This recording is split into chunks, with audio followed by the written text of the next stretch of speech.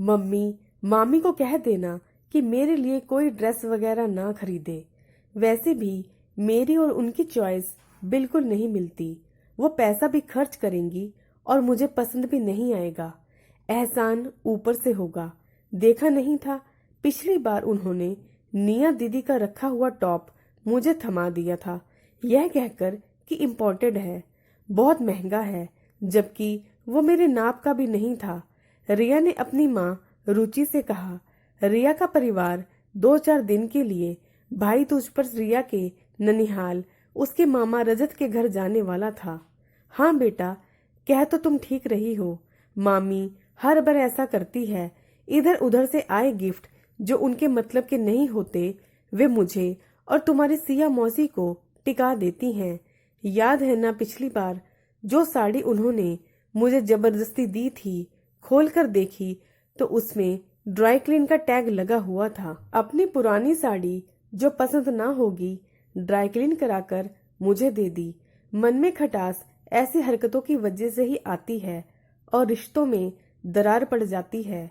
तुम्हारे मामा ठहरे सीधे साधे, उन्हें हमें देने के लिए दिखाती कुछ और है, देती कुछ है।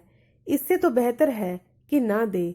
मुंह पर एकदम से कुछ कहना अच्छा नहीं लगता। बेकार मामा का दिल दुखेगा। उस बेचारे की तो कोई गलती नहीं है ना, इतने प्यार से बुलाता है। माँ बाप के जाने के बाद भी इतना मान सम्मान देता है, यही हमारे लिए बहुत है। कम से कम हमारा मायका तो खुला है। कुछ दिनों बाद रुचि और उसका परिवार उसके मायके चला जाता है। रुचि के भाई रजत ने उनका बहुत प्यार से स्वागत किया।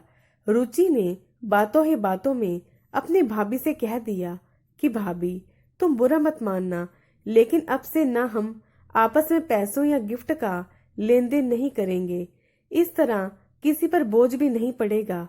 क्या हम सब इस लेन देन के चक्कर में फंसे रहते हैं, इसलिए मैंने यह फैसला किया है कि हम कोई लेन देन आपस में नहीं करेंगे। प्यार से मिलेंगे, एक साथ रहेंगे और एंजॉय करेंगे। रजत ने कहा, दीदी आप ऐसा क्यों कह रहे हो? मैं आपको या सिया दीदी को कुछ भी दे रहा हूँ तो यह मेरे भाई होने का फर्ज है और मेरा प्यार है आप दोनों के लिए। रजत, जो मैंने कह दिया तो कह दिया। मैं तुमसे बड़ी हूँ, मेरी बात तुम्हें माननी होगी। अच्छा बाबा अच्छा। और दोनों हंस पड़े। रुचि की भाभी के तो मानो सारे सपने टूट गए। उसने सोचा कि जो पुराना सामान और अपनी बेटी के पुराने कपड़े रुचि और उसकी बेटी के लिए रखे थे, अब उनका मैं क्या करूंगी। वह सोचने लगी कि कहीं रजत अपनी बहन को मॉल जाकर नया सामान कपड़े वगैरह ना दिलवा दे। उसे इस बात की टेंशन होने लगी। रुचि और उसकी फैमिली के वापस जाने से पहले सबने मिलकर बाहर लंच और फिर मॉल जाने का प्लान बनाया। रुचि की भाभी ने बहाना बनाकर लंच पर जाने से मना कर दिया। उसने सोचा कि लंच और फिर मॉल जाना है, कहीं रुचि और उसकी बेटी को नए कपड़े ना दिलाने पड़ जाएं। रजत और सभी ने मिलकर खूब एंजॉय किया, सिवाय रुचि की भाभी के। रुचि जब वापस जाने लगी तब रजत ने उसे और उसकी बेटी रिया को शगुन देना चाहा, लेकिन रुचि ने लेने से साफ मना कर दिया और कहा, रजत मैंने कहा था ना कि हमारे बीच कोई पैसों का लेन देन नहीं होगा। रजत ने बहुत जबरदस्ती की, लेकिन रुचि ने नहीं लिया। रुचि मॉल से अपने भाई के बच्चों के लिए जो गिफ्ट लाई थी वह दिए। रजत तपाक से बोला, दीदी आप बच्चों को गिफ्ट क्यों दे रही हैं? आप तो कह रही थी कि गिफ्ट ना लेना है और ना देना है।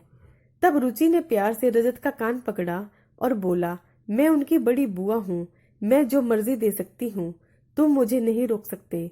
हाँ, मैं भी तुमसे रक्षाबंधन के 101 रुपए नहीं छोड़ूंगी।